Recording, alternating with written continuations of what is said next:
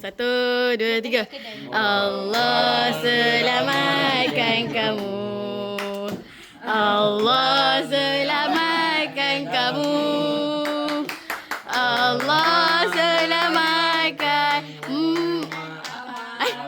Allah selamatkan kamu.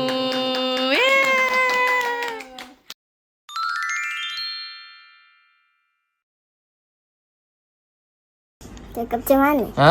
Cakap macam mana? Anas okey tak? Okey. Nama awak siapa? Atia Arishan. Nama awak pula siapa?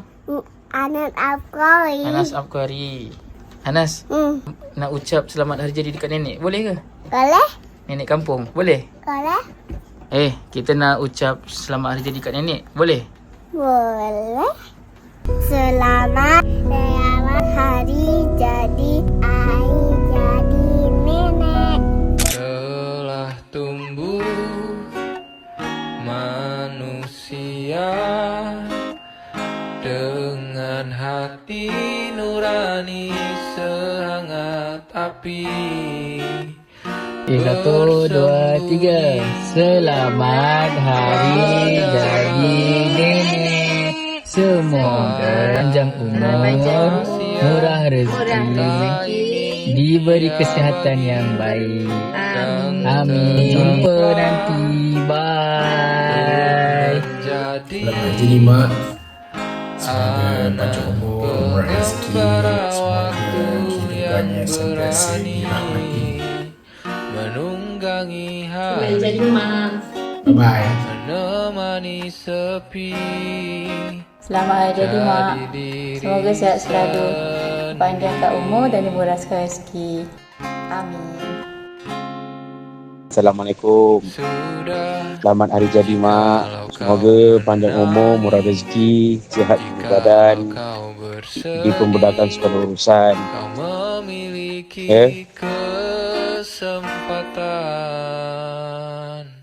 Selamat hari lahir mak.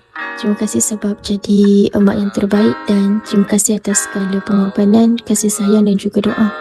Semoga Allah kurniakan mak rezeki yang melimpah ruah, kesihatan yang baik, umur yang panjang dan semoga setiap hari-hari mak dipenuhi dengan kegembiraan. Sekali lagi selamat ulang tahun yang ke-60. Mak selamat hari jadi. Semoga Allah panjangkan umur, diberikan rezeki dan sentiasa dalam rahmatnya. Selamat hari jadi mak. Bila doakan semoga mak dikurniakan kesihatan yang baik berpanjangan, diterima segala amalan, dikabulkan segala doa-doa mak. Terima kasih mak kerana menjadi mak yang sangat baik buat Dila, sentiasa sabar atas kekurangan dari Dila. Sayang mak. Mak, selamat ulang tahun kelahiran yang ke-60 tahun. Semoga umurnya Allah panjangkan ni, dipenuhi dengan keberkatan, dilimpahkan dengan rahmat dan redha Allah. Terima kasih mak, sayang mak.